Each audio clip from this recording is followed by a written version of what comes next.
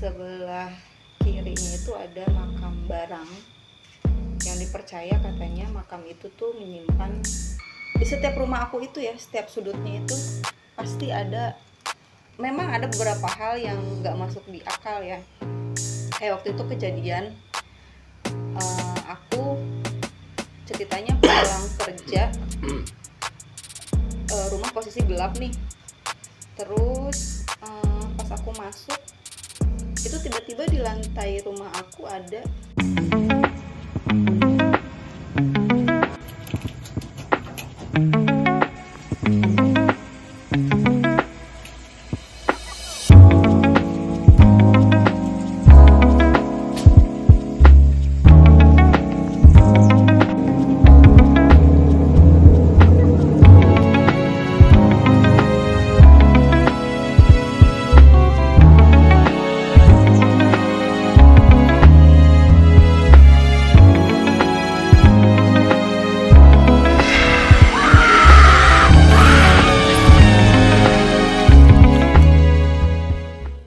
Bismillahirrahmanirrahim. Assalamualaikum warahmatullahi wabarakatuh. Ya teman-teman, balik lagi dengan gue Epe di Anomali Misteri. Ya malam ini masih di Majalengka ya. Masih di kosan gue di rumah Cibasaleh, kosan Cibasaleh di nomor 212A. Dan malam ini gue kedatangan narasumber ya, yang kemarin-kemarin juga sih sebenarnya. Oke, Camai, apa kabar? baik, Alhamdulillah. Kerjaan lancar? lancar. Siap. Ya, malam ini mau cerita apa kira-kira? Aku ceritain rumah aku kali ya. Kembali lagi ke rumah berarti ya? Iya, sebenarnya ada dibilang lanjutan dari yang cerita kemarin. Ada juga sangkut pautnya gitu ke rumah itu. Jadi aku bawain cerita rumah aku aja deh yang dulu. Oke, siap.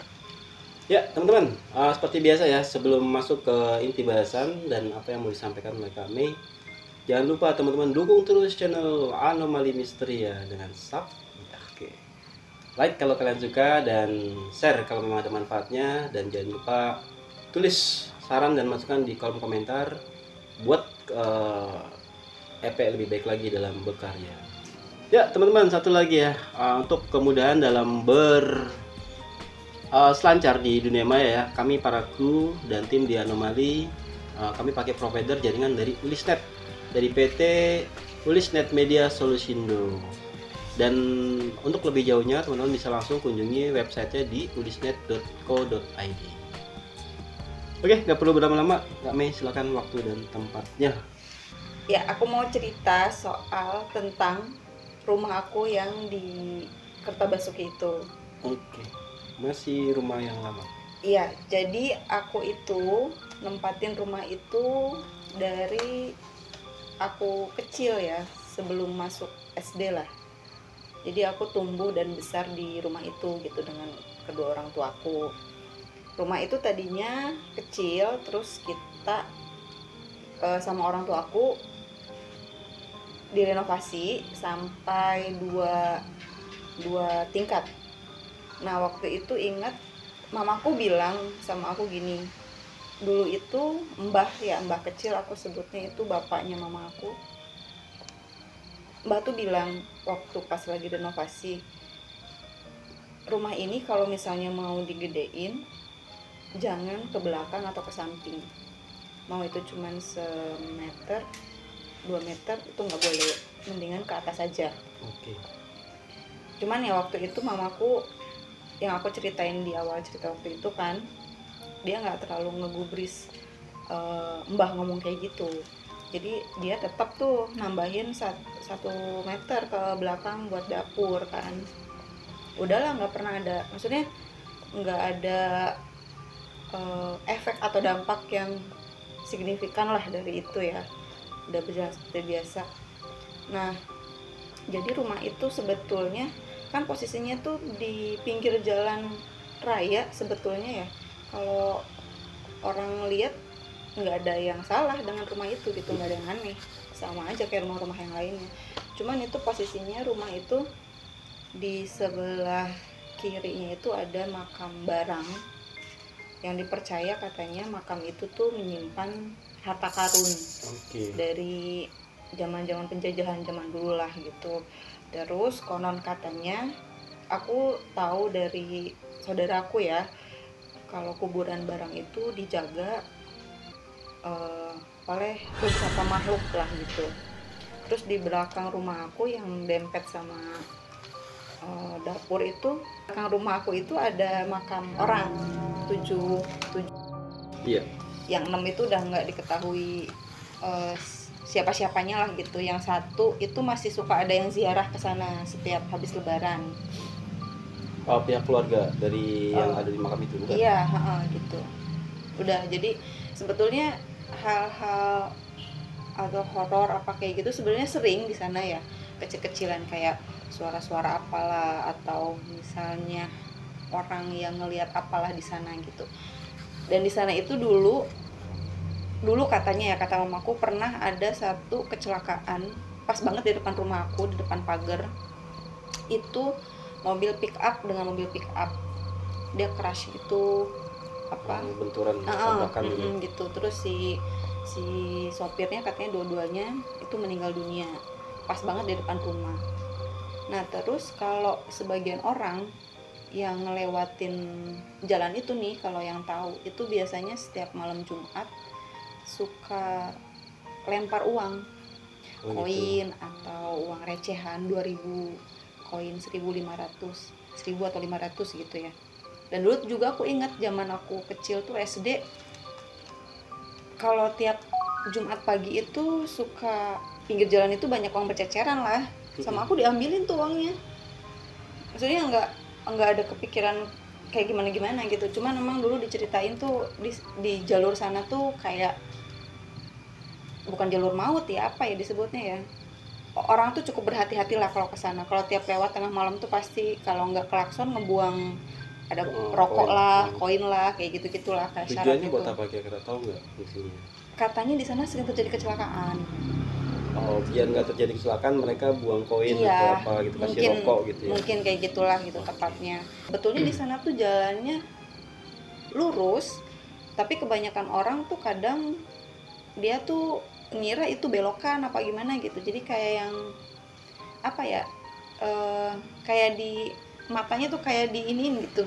Itu sebenarnya lurus jalannya, tapi kalau ada beberapa orang yang kayak sering jatuh, nih motor jatuh kayak gitu. Itu pas banget di depan rumah. Matanya digelapin gitu atau gimana?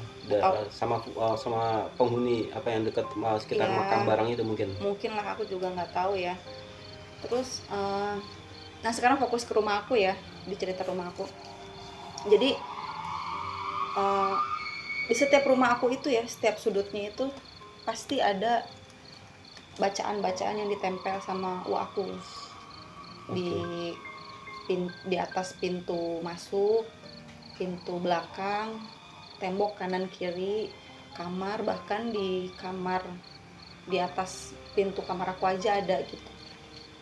Dulu waktu aku kecil tuh maksudnya nggak terlalu banyak nanya ini buat apa gitu ya. Nah kesini ini aku udah mulai agak gede, mulai dewasa, udah paham kalau itu kayak apa ya, tolak bala atau doa-doa yang buat mencegah kayak gitu-gitulah gitu kan. Nah terus sebenarnya waktu dari aku kecil sampai aku ingetnya aku SMA lah ya, SMA SMP tuh nggak ada hal-hal mistis yang gimana gitu. Nah pas aku tinggal sendiri di rumah itu dari aku kuliah sampai terakhir kemarin berarti 2023 aku tinggal di situ.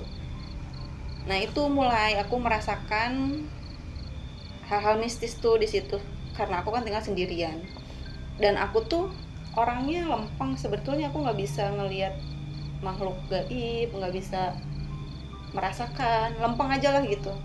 Jadi setiap kali ada hal-hal apa di rumah itu aku selalu berpikirnya, oh mungkin tikus, oh mungkin apa gitu. Cuman memang ada beberapa hal yang nggak masuk di akal ya. Kayak waktu itu kejadian aku ceritanya pulang kerja, rumah posisi gelap nih. Terus pas aku masuk itu tiba-tiba di lantai rumah aku ada tetesan darah, dan itu tuh tetesan darahnya masih baru. Aku colek gitu, aku cium, kayak bukan maksudnya bukan darah hewan atau apa. Terus juga si ceceran darahnya itu nggak berlanjut, cuman di sekitaran situ aja gitu. Tadi bau amis, bau apa gitu? Bau amis, tapi nggak terlalu amis banget, maksudnya itu dipastikan itu benar darah gitu ya pastinya. Darah. Terus kan aku dulu belum punya hewan peliharaan ya, kucing atau apa tuh nggak ada. Jadi apa nih gitu. Terus aku nggak cerita nih sebelumnya, aku pas pada saat itu lihat langsung aku pel aja udah gitu kan, selesai. Pas beberapa hari kemudian nih lagi ngobrol sama saudara-saudara aku, itu kebetulan kan di keluarga aku tuh ada beberapa yang indigo ya, bukan indigo lah, maksudnya dia tahu dengan hal kayak gitulah gitu kan. Terus aku ya, gitu. Terus aku ngobrol lah soal darah itu. Nah kata anaknya uwa aku, berarti apa ya nyebutnya ya? Ponakan. Iya, kata ponakan, kata anaknya uwa aku, namanya Teh Eva. Aku cerita sama dia, terus Teh Eva bilang katanya, ini nggak tahu ya antara percaya dan tidak ya, tapi ceritanya tuh gini, katanya jadi di samping rumah aku tuh kan ada rumah yang dempet sama aku nih, saudara aku juga. Di situ tuh ada pohon rambutan sampingnya. Nah, jadi ada entah itu semacam kunti atau wewe gombel atau apalah semacam kayak begitu.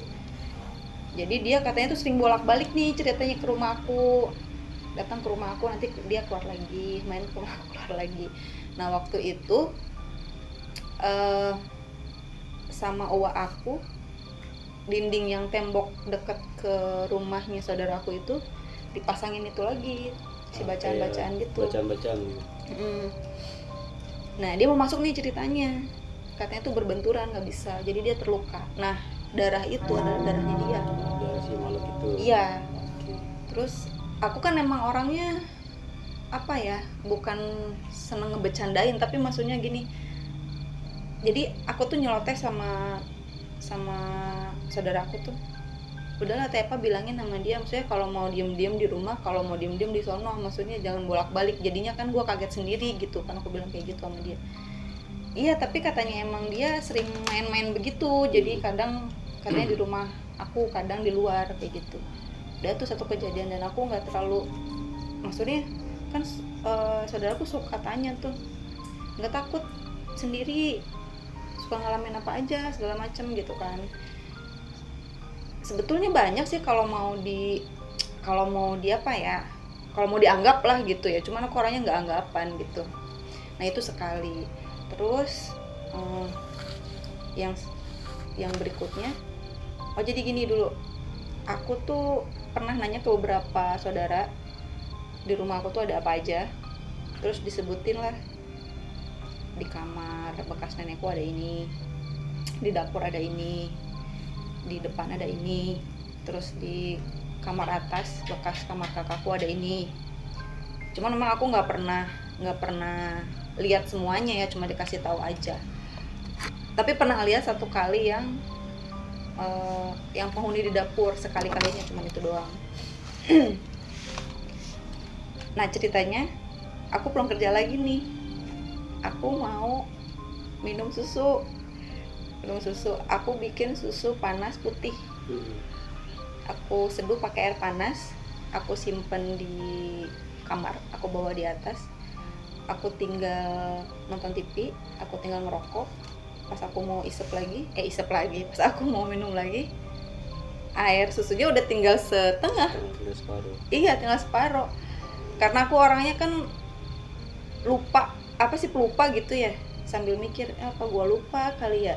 Tapi kayaknya nggak mungkin, karena posisinya kan airnya panas, nggak mungkin aku langsung minum banyak gitu kan. Terus aku juga ingat, aku baru minum seteguk, terus aku tinggal sambil ngerokok. Udah, terus aku nggak berpikir apa-apa lagi nih, udah, itu kejadian sekali. Terus berapa hari berikutnya lagi tuh kejadian lagi kayak begitu. Cuman waktu itu posisinya aku nyeduh air susu, aku taruh di atas kulkas. Aku tinggal nyapu, tinggal beres-beres. Pas aku mau bawa ke atas nih ke kamarku, sama posisinya tuh tinggal bukan setengah lagi, udah tinggal seperempat lagi lah gitu, dikit lagi. Udah, aku nggak kepikiran apa-apa. Aku selalu mikir, oh mungkin aku yang lupa kali ya gitu. Nah terus besok-besoknya aku ngobrol lagi tuh sama saudara, dan ternyata diamini sama saudara aku, maksudnya diiyakan gitu kalau salah satu penghuni di rumah aku itu katanya suka sama air susu putih. Sekali waktu ini karena aku kesel kan, udah 2 kali kejadian susu aku diminum, aku ngedumel sambil aku bikin nih, sambil aku emosi kesel kan, aku ngomong sendiri nih di rumah gitu, sambil aku kocekin, nih gue bikinin, gue liatin lo minum, ayo cepetan. Cuman ya kalau kata orang-orang kan kalau digituin nggak bakalan kejadian ya gitu. Jadi dia tuh kayak nunggu aku lengah gitu kan. Udah selesai kejadian susu, jadi aku nggak pernah lagi bikin susu putih panas, nggak pernah lagi tuh, udah. Terus kalau penghuni rumah sih sebetulnya yang sering mengganggu iseng itu cuma satu doang sih, yang di belakang. Aku sebutnya dia si Neneng namanya karena sosoknya perempuan. Aku pernah lihat dia 1 kali dan aku nggak pernah mau ngeliat lagi. Terus kalau yang di kamar bawah itu juga sama, perempuan tapi nggak mengganggu. Di kamar atas juga sama, itu perempuan. Nah ada satu kejadian dulu waktu nenekku masih ada ya. Jadi aku tinggal dulu sebelum nenekku meninggal, aku tinggal berdua sama nenekku. Bapakku pulang paling seminggu sekali, jadi aku sehari-hari berdua sama nenekku. Nah nenekku tuh kan udah sepuh kan ceritanya, jadi dia kadang penglihatannya tuh apa ya, kayak rabun, kayak nggak jelas gitu kan. Dia sering berkali-kali bilang begini, kalau tiap aku pulang dia sering bilang begini, Neng,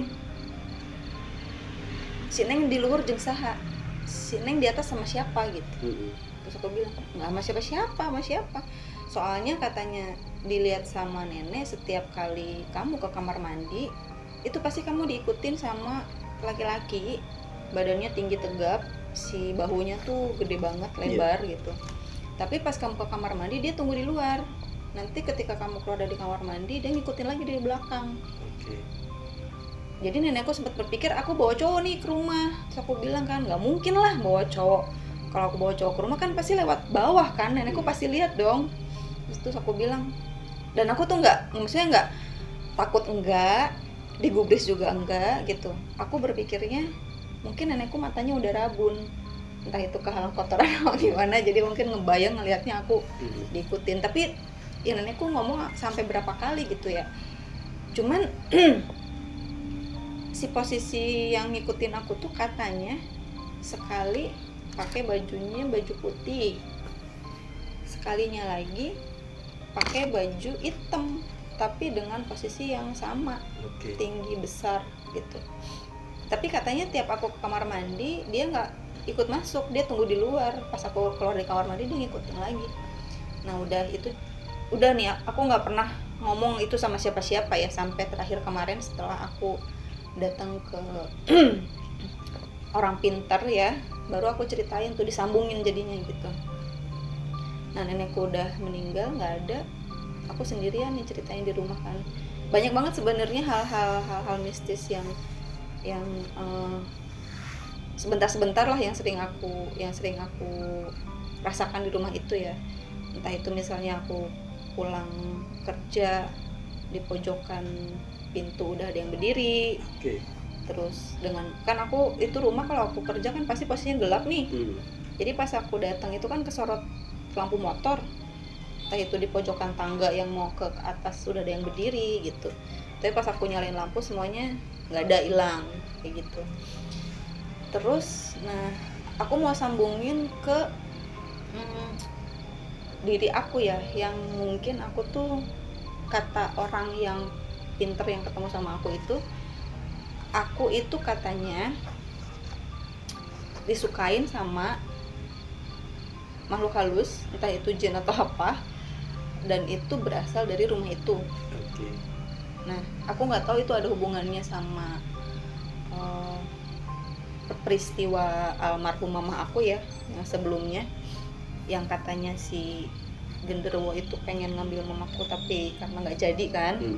Jadi aku tuh menyimpulkannya apa mungkin dia ngeret gue gitu kan. Tapi ya alhamdulillah sih sekarang setelah kejadian aku yang ketemu sama si bapak itu ya, maksudnya nggak ada lagi orang yang ngelihat aku diikutin gitu sama sosok yang tinggi besar itu. Waktu itu ceritanya aku nggak sengaja mau nganter saudaraku ke orang pintar.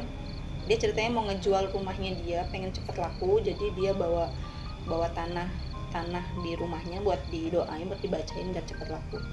Pas aku datang sekali, si bapak itu nggak ngomong apa-apa nih, udah. Karena aku kan nunggu di luar nih, si saudara aku yang masuk kan, nunggu di luar. Udah, yang kedua kalinya pas aku kesana baru si bapaknya bilang, Neng coba sini deh, katanya gitu. Sebenarnya dari awal si Neng kesini itu bapak udah terganggu, dia bilang gitu. Tapi itu pakai bahasa Sunda ya kita ngomongnya ya, karena di orang sini kan. Katanya udah terganggu sama sosok yang di belakang kamu. Jadi katanya nih, kata si bapak itu, pas aku datang pertama kali ke dia, itu posisinya di samping aku ada sosok tinggi besar pakai jubah hitam megangin tangan aku, sambil dia tuh kayak kesel sama si bapak itu. Dia bilangnya, iya mah nu aing, ini mah punya gua gitu. Terus udah, si bapak itu nggak ngegubris nih ceritanya, karena kan yang mau berobat ke dia kan bukan aku kan, si saudara aku itu. Nah pas untuk yang kedua kalinya, si sosok tinggi besarnya ini tuh bukan aura ya, apa namanya, si energinya tuh negatif ke si bapak itunya, sampai si bapak itu terganggu, sampai akhirnya dia menyampaikan ke aku gitu, Neng sini deh, katanya. Aku udah ajak ngobrol segala macam. Sekarang umur berapa, udah menikah apa belum, ditanya-tanya gitu kan. Terus kata aku belum menikah segala macam. Terus kata si bapak yang intinya itu katanya sosok ini tuh yang menghalangi aku untuk dapat jodoh, untuk menikah gitu. Iya, jadi katanya mau sampai kapanpun kalau sosok ini masih ada, si Neng masih tinggal di rumah itu, kamu gak bakalan nikah, pasti ada aja lah halangannya. Entah itu cowoknya yang bermasalah atau apa, entah dari kamunya yang tiba-tiba nggak bisa segala macam. Nah cuman aku kan orangnya selalu berpikir apa ya, logis ya. Jadi kalau pas aku belum menikah ya mungkin memang jodohnya aja belum ketemu gitu kan. Terus juga beberapa kali emang masalahnya tuh ya, maksudnya tuh pasti ada masalah yang bikin aku bubar gitu kan. Jadi bukan tanpa alasan. Terus kata si bapak itu, katanya mau nggak kamu diobatin sama bapak, nggak usah bayar, bapak ikhlas, dia bilang kayak gitu. Karena katanya bapak kasihan sama kamu itu kalau diibaratin alat pancing tuh, kamu tuh umpannya tuh udah paling bagus deh pokoknya, tapi kenapa kok kamu nggak menikah, katanya gitu kan. Terus pas aku pikir oke lah aku coba gitu, karena seumur hidup aku belum pernah ke hal-hal kayak gitu-gitulah. Ya udah oke. Aku ingat dulu ritualnya itu adalah aku ambil wudhu, aku pakai mukena, terus aku disodorin kayak bacaan-bacaan gitu, aku suruh baca. Setelah aku beres baca, si bapaknya itu nempelin satu keris ke kening aku, kerisnya segede gini lah, segede gini, ditempelin. Kalau kata orang, lu itu pakai susuk berarti, katanya gitu kan. Gue nggak ngerti, aku pikir, karena waktu aku kesana tujuannya bukan memasang apa-apa, tapi untuk ngebersihin yang ada di aku itu. Ditempelin di jidat nih segede gini lah gitu. Udah, terus aku harus mengamalkan beberapa bacaan ayat-ayat gitulah di 3 malam pertama, harus dibaca sampai beres. Terus si bapaknya bilang begini, kalau misalnya ada sesuatu jangan kaget, atau kalau misalnya ada apa-apa kamu bilang sama saya, dia bilang gitu kan. Udah, akhirnya saya pulang.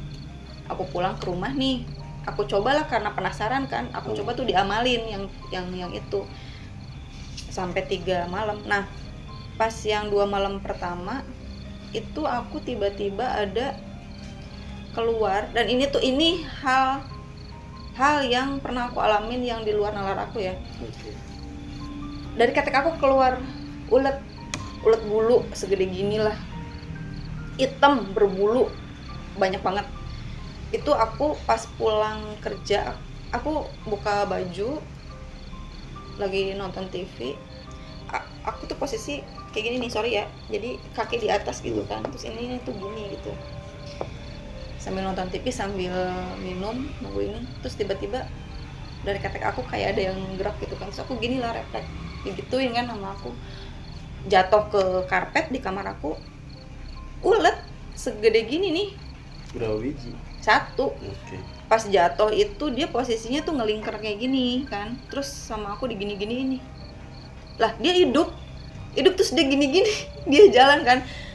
Nah aku tuh salahnya, seharusnya katanya itu tuh dibakar si uletnya, kalau nggak dibakar dibawa dikasih ke si bapak itu.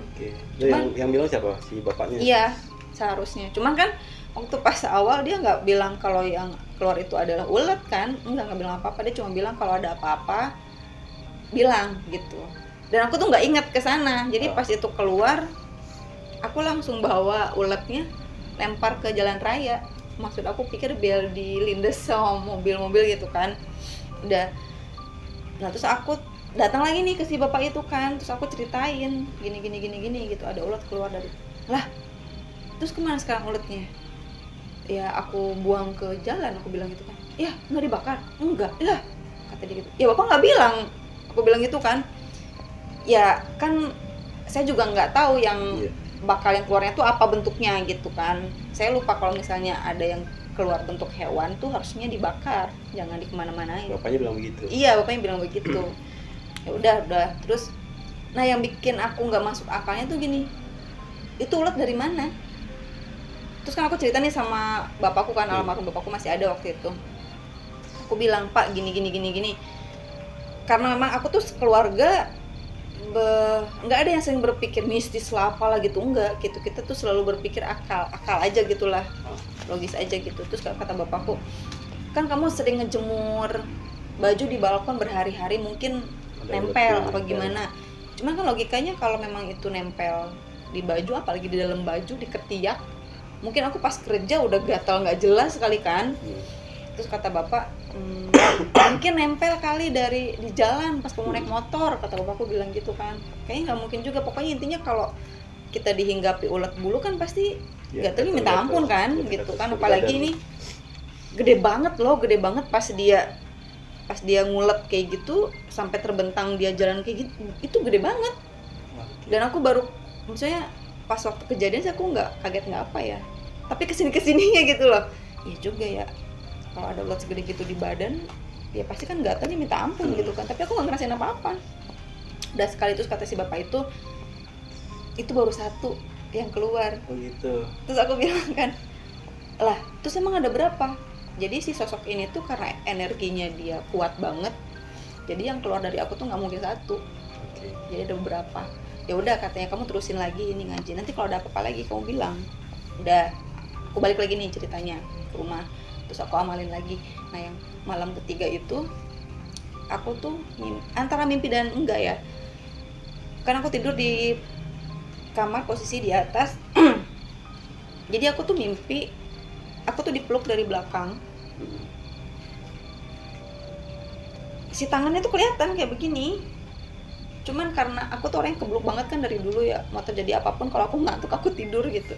Jadi pas aku bangun nih kayak begini, apa ya, tapi dipeluk, tapi maksudnya kalau aku yang rasain ya, aku nggak berada, maksudnya nggak merasa terancam, nggak merasa terganggu, nggak merasa takut. Jadi pas aku tahu ada yang meluk aku dari belakang, aku cuek aja. Cuma pas aku tidur suka dimatiin lampu kan, cuma pakai lampu tidur aja. Pas aku nengok, ada sosoknya, ada memang, maksudnya gelap, tapi aku nggak tahu kepalanya dia di mana, ini di mana. Cuman emang kerasa ada yang meluk aku kayak gini. Udah sampai pagi nggak ada kejadian apa tuh. Terus aku bilang lagi lah sama si bapaknya. Oke, waktu itu bener kami ngeliat gitu, bener-bener ngeliat gitu secara fisiknya. Iya, tapi itu kan aku bilang antara nggak tahu Sadar, aku antara mimpi sadar dan atau tidak gitu karena tapi diabaikan saja gitu ya. iya, jadi karena ribet sama ngantuk jadi ya udahlah gitu. Terus harusnya kan gini loh, kalau ngerasa ada yang nuklir di belakang kaget dong, Iya. tapi ini aku enggak, jadi santai aja gitu. Udah, terus besoknya aku bilang sama si bapak itu, Pak semalam gini gini gini gini.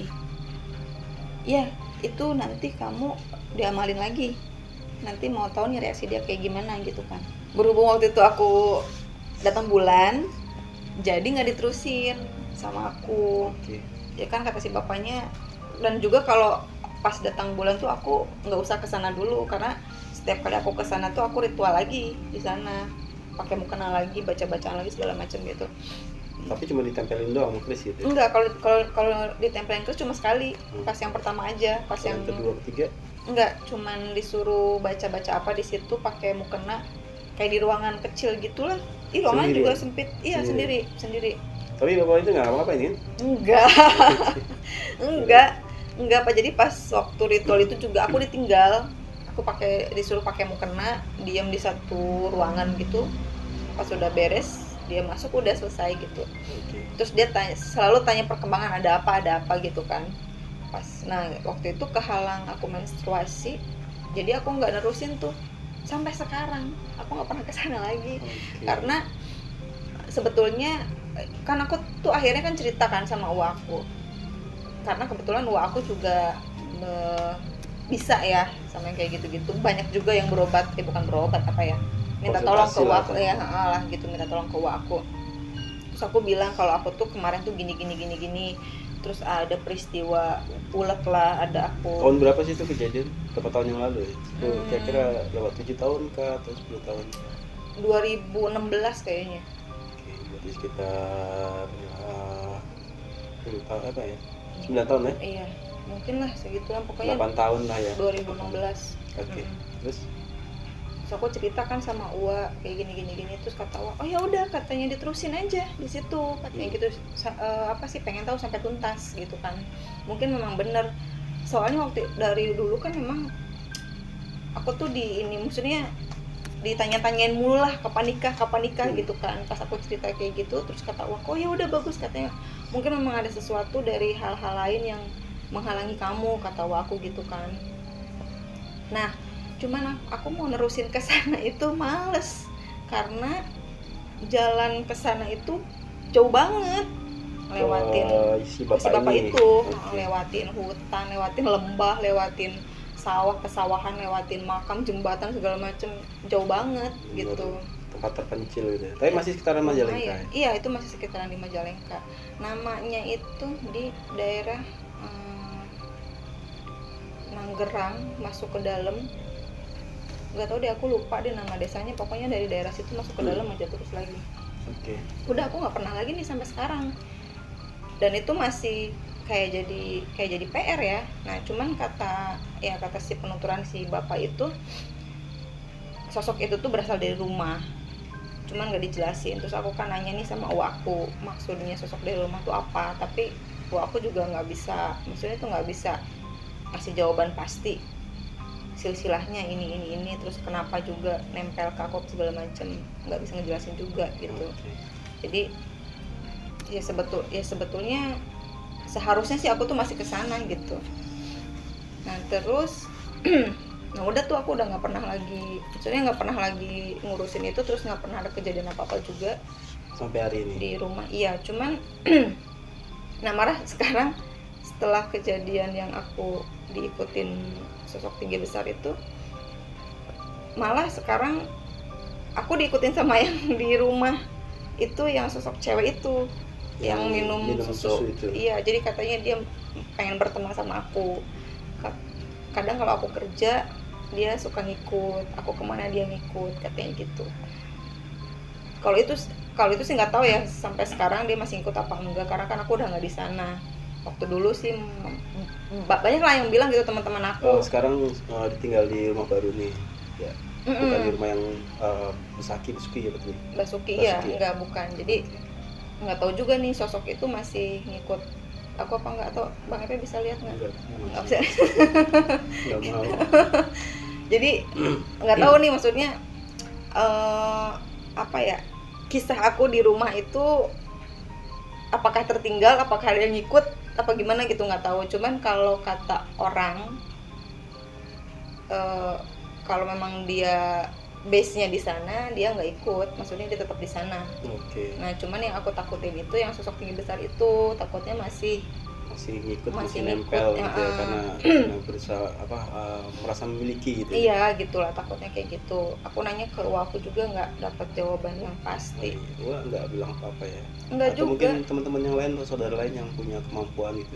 Enggak, tapi memang kalau yang aku diikutin sama sosok tinggi besar itu ada beberapa juga yang bilang, tapi nggak ada yang menjelaskan kalau si sosok itu tuh berusaha untuk memiliki aku, cuma si bapak itu aja. Okay. Jadi katanya pas aku datang ke si bapak itu, disangkanya aku yang mau berobat ke si bapak itu, dan si bapak itu mau nolongin aku. Jadi sempat marah katanya sama si bapak itu, sempat kena serangan juga katanya si bapak itu dari si sosok si iya besar itu.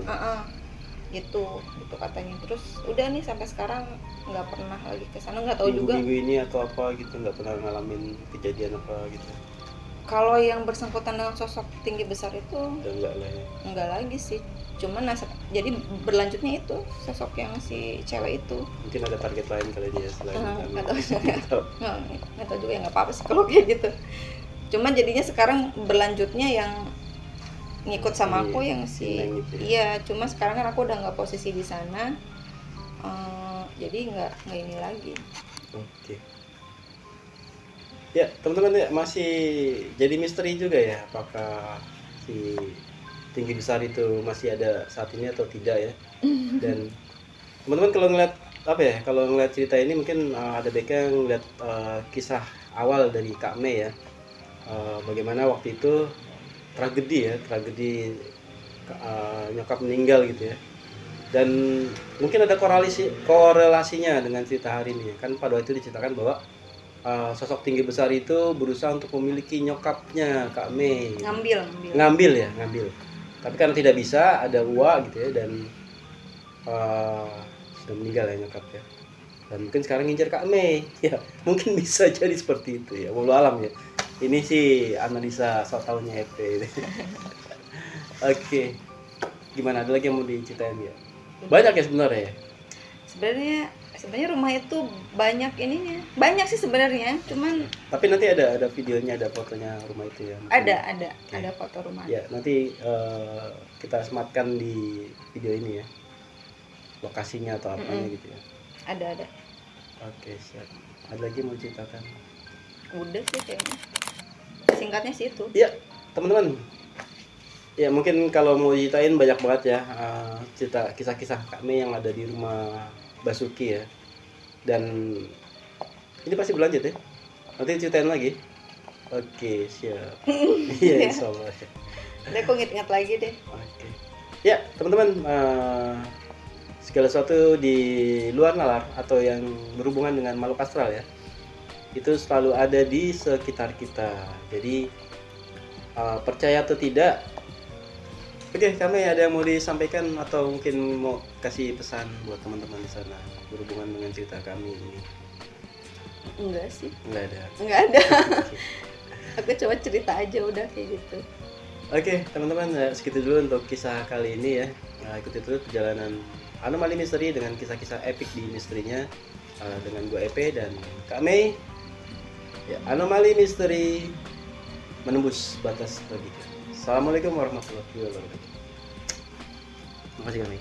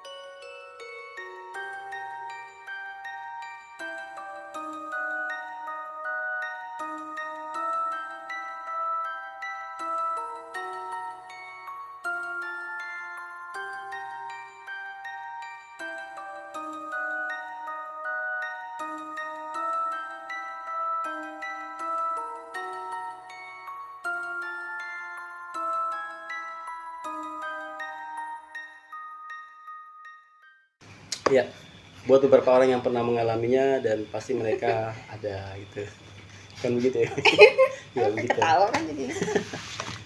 Ya, kita tulisin nanti kisah-kisah selanjutnya dari Kak Mei dan dari gue ya. Ikuti terus perjalanan Anomali Misteri di kisah-kisah epic di misteri. Oke. Iya. Ada lagi yang mau disampaikan Kak Mei? Mungkin mau kasih pesan atau apa gitu.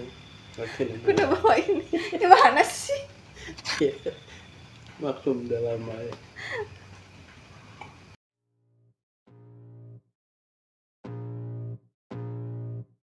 I can feel the blood creeping up from the heathens. Got will, got fight, got pride, got reason. If they wanna go eat, then you know I'm gon' feed them. If you're coming for me, hope you're ready for a demon. Hope you're ready for a demon.